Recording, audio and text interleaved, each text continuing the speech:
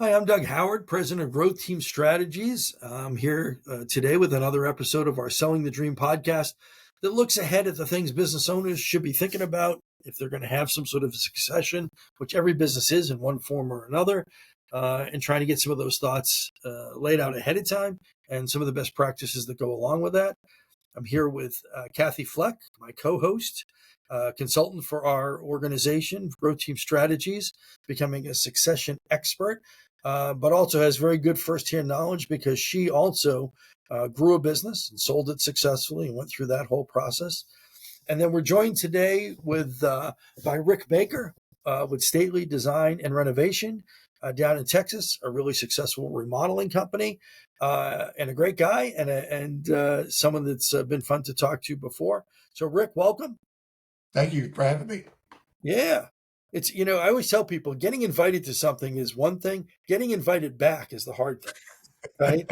Very good point. I appreciate you having me back. Yeah. I think Doug knows that firsthand. He does know that firsthand. I had a lot of first dates in my lifetime that never went anywhere.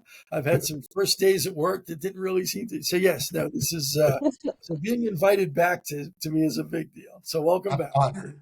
Yeah, well, very good, very good. And Kathi, it's always great to have you here as you're giving your insights and asking really good questions. And it's such a big topic. We talk to people and you spend so much time building a company. Right, all the risk, all the challenges, all the things that go into it, and why you did it in the first place. And then we get to this point, and it's like, well, what do we do with this, right? And not just from a financial standpoint. I mean, that's part of it, but part of it is we have team members that have been critical to our success.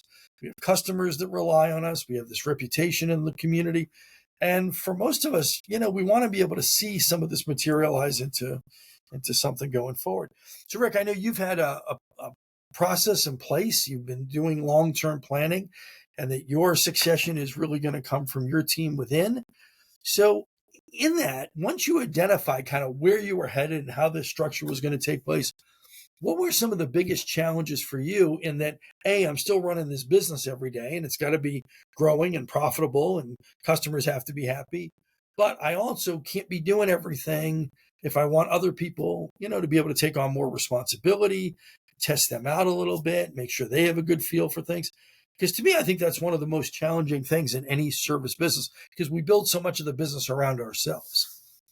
There were, I think, two key points to that. One is the communication piece, and the other one is figuring out what it is that I do that I'm going to hand off. So to the communication piece, we had an outside person come in and do some coaching with us, and he nailed exactly what the communication issue was in our company. Is that my two key employees, team members, they thought that I rejected their ideas out of hand when they would come and make a suggestion. And I didn't. I took and analyzed it and thought that's not going to work, or that it's going to work, or here's why not. But I did that very quickly, got an answer back to them. And they thought that I wasn't hearing them. And he helped them understand that the way I make decisions is different than the way they make decisions. And that the way my mind works, I go through all the scenarios and, like that, and say, yeah, that's going to do it. That's a good idea. Or I don't think it's going to work. And here's why. I used to be an air traffic controller. And so I learned how to make a decision quickly and analyze all the different options and do that. So when we did that, it made me slow down and listen to them more and let them say, okay, tell me more about that. Help me understand why you want to do that. And then it also helped them to understand that, I'm not rejecting them. It's the way I make my decisions. And that if I decide that that's not going to be a good plan, I did hear them. I did think about it and it wasn't going to work.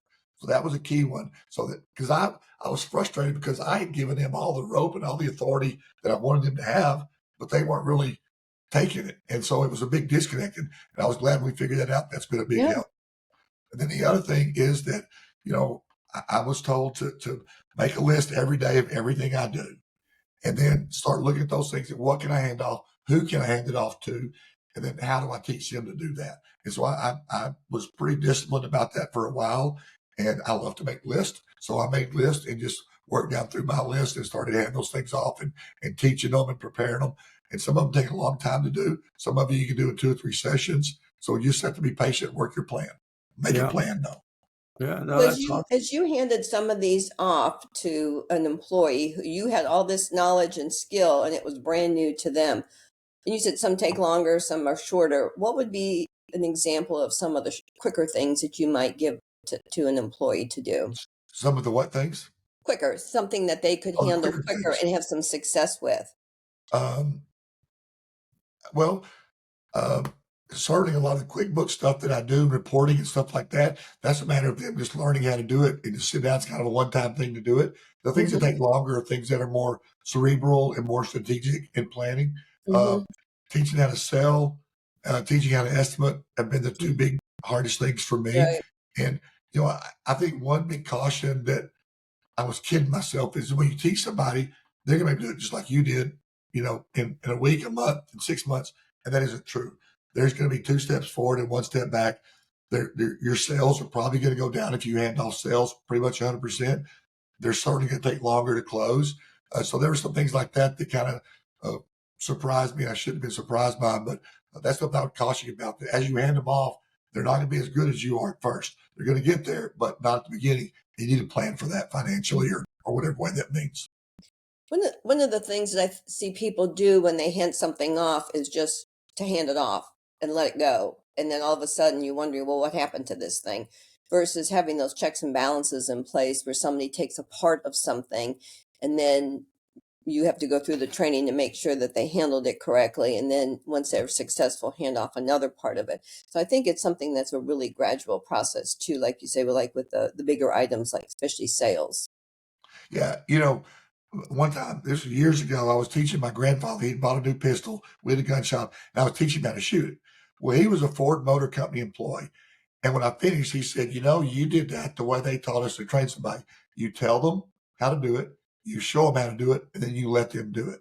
And so that's kind of been my plan. When I started turning the person for sales, I took that with me on sales calls.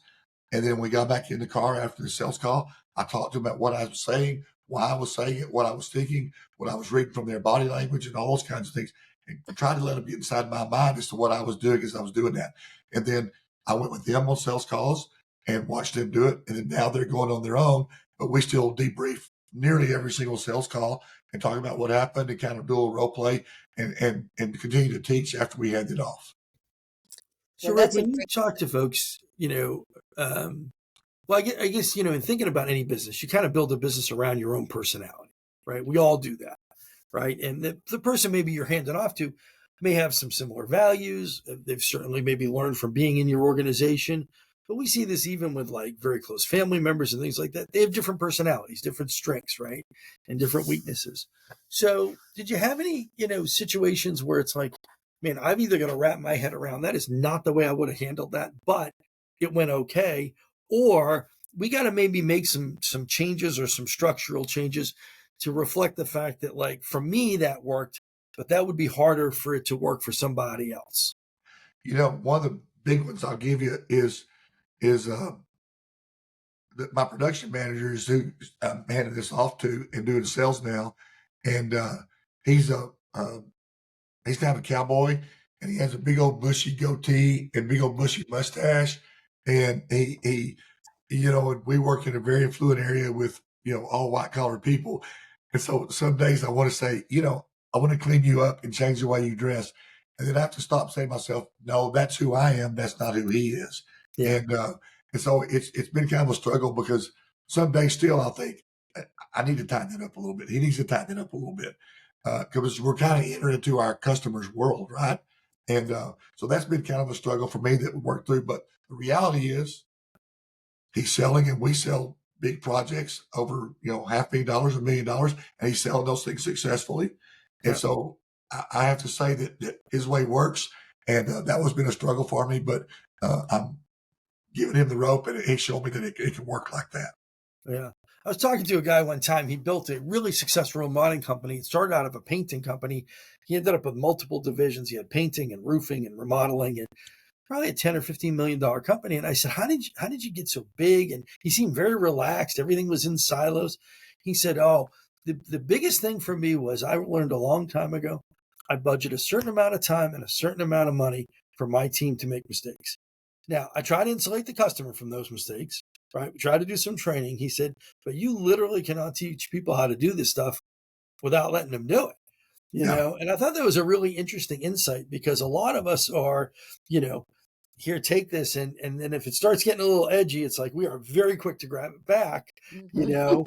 And I think I was telling you earlier, I compare, delegation and handing off responsibility to the tremendous angst. Six kids, I did a lot of teaching kids how to drive.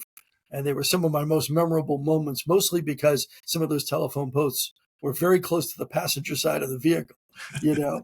But when you realize it's like, okay, I'm putting you in control and I can sort of give you lots of coaching, I can give you lots of advice, and I can do that I can sort of grab the wheel if I need to. And you realize, okay, but at some point we're going to go out on the road and you're going to have the control. And we're either going to learn how to do this or I'm going to be driving you around for the next 30 years, which is a great motivator not to, fail to do that. But it's tough when you hand stuff over to a Mhm. very good customer or they're working with a very good trade and they got a learning curve, right? So That's so how are exactly some of the right. ways you approach that? So I'd call what you just talked about, those mistakes, I call that tuition. As a small company, we don't have a training budget. We don't have the ability to train I love somebody that. really. We Yeah. kind of, it's kind of trial by fire, really, and truly, as sad as that is. And so I call that tuition for the mistakes that they make. And I'm real careful to debrief them and have a talk about it and talk about what we could have done differently, how that could have gone differently. And with really my main goal is let's don't do that again. But you have to recognize that they're going to be, and in remodeling, they can be expensive lessons too. Sure. And we've had some of those too. Uh, Right. Well, and we've all learned them, right? I mean, yeah, along the way of building a business, it's like when you're the business owner, I mean, how many things did we take on? It's like you said, Kathy, I think you used the phrase, yeah, we'll figure it out. I used to think entrepreneur is French for we'll figure it out. It's sort of like, oh yeah, we can do that. And then you're sort of like, I mean, we can, right? But it's harder when you're watching somebody do that and you could sort of make it go the right way, but it's like Mhm. I gotta let them learn some of this stuff. yeah, Well, you I got to think let them Rick. learn it. And the reality is, if they're capable people, they're going to figure it out too. Yeah. And especially if they know your processes and all that. So yeah, it is a little bit of a struggle to not want to reach in there and grab it, but Mhm. I'm doing my best to contain myself and not take it away from them and do that. So uh, yeah, I think that's really helpful, good advice. Yeah. Mhm. Rick and I have talked many times about when we first started our businesses and not really having remodeling background. So I had a history of having some rental houses, but I really wasn't working on them. I don't know plumbing, electrical, how to set tile. But each of us told the same story where we stood next to the trades as they were working and asking questions and learning so we could be able to talk to our clients about it. So we have all that experience, but at some point we didn't much earlier on. We had to learn it. I remember pricing painting for a potential client of painting his garage, and I was trying to figure it out. He said to me, I could have my whole house painted for the price that you just gave me. Of course, I didn't get that business, but it's this back and forth that we as entrepreneurs learned, and now all of a sudden we're past that point. So yeah, I can see where that is a helpful training program. I tell people that I have a PhD in the School of Hard Knocks, and some classes I had to take twice. Yeah. Yeah. Yep. So, Rick, when you think about sort of being on the other side of it, right? You're the person that's maybe stepping up. You've been in a particular role in the company, and now you're being asked to take on more responsibility, trying to wrap your head around the idea of maybe, being a business owner at some point. What do you think are some of their biggest challenges, and what are some things that you can do to kind of make it an easier transition for them? I think for my team members, the important thing is to let them know that I have confidence in their ability to do this and Yeah. that I trust them to do that because, confidence is a big key to selling. And it's really a big key to doing a remodel job of, man, when you were talking about, we'll figure it out. I remember in the early days, I would leave a client's house after making a sale and like, yeah, we can do that. And I had no idea how to do that. I've Luckily, done the I've got a same. guy named Doug that I could call. He was, oh yeah, here's what you do. And so I showed that confidence, and then I went backed it up with some knowledge and did that. So Yeah. I want to give them that same ability to do that and try to do it. You know, when I think about the transition for me personally, we hear everybody knows somebody that retired, like I don't know what I'm going to do, and they retired and they're bored and don't do that. I have some old Corvettes, some classic cars I like to mess with, And so I've been preparing to do that. So my retirement, I've got activities planned and things that'll, projects and stuff that'll last for years that I'll have something to do. And I've kind of scheduled time to do nothing and then time to, continue working in my shop and doing the things that I enjoy. The biggest thing that I look forward to in retirement is being in charge of my own schedule so somebody else being in charge of my time. Yeah. Well, I remember from being down at your place, I think you're the only remodeling company I've visited that, we go out to the warehouse and there's lots of different things you find out there, and some are buried under other things. And we came around the corner, there's a beautiful Corvette sitting there. I'm like, all right, now this is good use of a warehouse space. This is, Yeah. that and the barbecue that you served us at your house was like my two lasting memories of, Let's get a picture there of we it. go. Okay. Yeah. Nice. Yeah. Yeah, So, I think it is important. We laugh about it, but it is important to find some hobbies that you can do to have a plan when you have all this free time on your hand. We've worked 50, 60 hours a week for years, and now what are we going to do? And I think that it's important to have a plan to do that and be able to execute on it. well, it's funny. I know you said you have one grandchild or one on the way. Well, yeah, I got one. Yeah. Yeah, one. Oh, you say, yeah, 2-year-old. Yeah. Yeah. Yeah. And I have found that as we continue to add to our pile of grandchildren, one of my favorite things now is I'm in Maryland. I get some clients down in Virginia, and I try not to spend like a half day anywhere. But if I can spend a half day somewhere in that Northern Virginia area and then take the rest of the day and go play dinosaurs with Austin and Tyler, like that's a really, really good day for me, Absolutely. I So got my grandson over here and took him for a ride on the forklift. So a yeah, few days after that, he said, "Can I go to?" He calls his grandmother Dottie. "Can I go to Dottie's house?" No. "Can I go to Papa's house?" No. "Can I go to Papa's shop?" And that there made you me go. Absolutely. Absolutely. So, those things are definitely important. So my last question, Rick, I know you've been around a lot of folks, you've done different peer groups, you've been involved in lots of organizations, and probably the vast majority of people you've seen around you. I mean, I just think back to the group that you were in that I was part of at one point. A lot of people aren't doing the planning, the preparation, the thought for this kind of thing, and they're all going to have succession at some point. Why do you think that is? And what are one or two things you think that, people need to be thinking about or we could be doing to sort of say like, hey, you really need to think about this stuff ahead of time? Well, I think that for one, we all delude ourselves into thinking that our business is worth way more money than it is to somebody else. And so we Mhm. think, well, we're doing all this and we're going to be sell it for $5 million and retire and live happily ever after. And then you get to it and it's worth $1.5 million or 2 million or 1 million or $500,000. And then you're like, well, what am I going to do now? So I think that getting honest with yourself about what it can do. And some people may need to spend the money. It probably costs you less than $5,000 to get a business evaluation done to see really what your business is worth. From that, you can see that if today it's worth, let's say, $1.5 million, and I'll need to sell it for 3, then you can know what you need to do to get it to worth to be a $3 million company and to plan ahead. And then, I think that a big thing for me was having contingency plans. So I didn't have one path to retirement. I had 3 different ones, and it's narrowed down. Well, it's really still 3. One of them changed and dropped off, but a new one popped up. So I've got my main plan that I'm working. Then I have 2 others in the wings that I continue to develop in case that my main plan doesn't work. Yeah.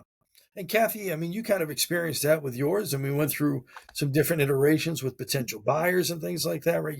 We think we're on a track, and then that may or may not play out. And we got to have some good alternatives. Right. I knew that wasn't going to be able to transition it to my team. I knew that wasn't going to work. So I didn't really, I mean, just intuitively. So I pretty much just went to third party. And, but through even still in that process, there were a lot of nibbles that were happening. Of course, this was also going on during COVID and right afterwards. So it was a whole different environment, but there were a lot of nibbles, but I was trying to make something work that wasn't going to work. And so once I let that go, and then I had 2 interested buyers within 24 hours, and I had to make a choice, then that was also a difficult decision because what if I made the wrong choice? And so, I was ready. So emotionally, I was ready. I did not have plans for afterwards. That was not an interest to me. That's why I love doing what I'm doing because that's where I like to work, but more on my own terms. So, so you still have to come up with those different plans. But Yeah, life is going to throw some curves. I had done an evaluation back in 2017, evaluated it again in 2019, and I knew 2020, January of 2020, I made the decision. Well, March of 2020, it's on the market with no potential buyers. So, I had to go through that whole process. So a lot of curves can come your way, and it's how are you going to deal with it? So, Kathi, are you telling me that you did not sell your business just to have more time to hang with me? Because this is I a didn't know that was revelation. going to happen, Doug, but You didn't know? enjoy it. I mean, I just figured that was it. Like, I got to get rid of this so I can have You more. called me. Yeah. Well, Well, that's probably true. Yeah. I remember Yeah. when Kathi was selling her business too, that COVID was a big factor in that, right? That was an out Oh, of the yeah. left field kind of thing that you had some people interested in it, and then COVID happened. All of a sudden, they weren't interested anymore. And Right. those things are outside of our control. I think that's why we need to have a couple of different avenues that can work out for us. So, Mm-hmm. Rick, when I had my accounting practice, I had a successor in line, guy that had worked for me for about 10, well, less than 10 years. He was about 10 years younger than I was. Really, really brilliant guy, strong CPA. And we had pretty much, figured out what we were doing and what the transition would look like. And he came in one day and he said, I'm in Maryland. And he said, well, I'm moving to Orlando. And I said, well, that seems like a long commute because, and this was before you could do much remotely, Right. back then. And then we had a 20-minute conversation where he assured me that A, his wife wanted to live in Orlando, and B, he liked her a heck of a lot more than he liked me. And both of which were, confusing to me, but I get it now. But, but it's one of those things that but for, like you said, just someone making a change or a decision that was totally beyond the realm of the business, and even sometimes beyond the realm of the person who's also trying to balance different things. Mm-hmm. We had a concrete plan, and then all of a sudden, we didn't. Mm-hmm. And so I think that idea of having different avenues, understanding that just about anything can happen, Mm-hmm. is really important, because I see some people, once they think they're going to get out of their business or they have an idea in mind, if that falls apart, it is harder for them to get motivated and keep the Right. business on track. Right. Yeah. You sometimes see these things start to trail off because Mm-hmm. they were already envisioning, the golf course or the travel or just like you said, the schedule flexibility. Mm-hmm. You It know, was a very difficult time for me when that business was on the market. Not only COVID, we didn't even know at the beginning, was your business going to make it? And so had the business on the market, and then I'm going through a lot of personal things at the same time. It dragged on for 2 years. The buyer was ready to close and decided at the last minute to change bankers. So it doubled the amount of time. So 6 months I'm in this selling but not sold state. And so it was very difficult to try to keep the business motivated, knowing, I didn't share that with my team or with anybody else. So knowing that I was still supposed to keep this momentum going, but yet I was ready to leave, it's a very trying time for business owners. yeah. And I would add too that if you have somebody that you've kind of picked out on your team that you think might be the successor for you, take care of them. Yeah. Pay them enough money, make them happy, make them love coming to work, because you don't want to lose them in the middle of your plan or a third of the way into it or something too. Right. Right. Yeah, that's a great point. All right. Well, Rick, thanks so much for being with us. Oh, thank We'd you love guys to for have you having me. I back. enjoyed it. Yeah, maybe as we get further down the road, you get closer or have some insights. I'd love to hear more from you. And That'd be great. We'd love to come back and talk. beautiful. All Appreciate right. it. And Kathi, thanks so much for the idea of bringing Rick on and getting this all connected. I think that's really, really cool. So, take care and good luck with everything and keep in touch, Thank you so much. Appreciate you Thanks, guys. Rick. All Thank right. you. All right. So that's another episode of Selling the Dream, the world renowned. How many followers we have, Kathi? Like 7 million or something. We are I just don't count them. There are too many. we're a hair below the popularity Taylor Swift has, but just in the succession planning world, I think is what we figured out the other day. So we'll leave it at that. But it was great to see everybody, and we'll be back in another week with Selling the Dream.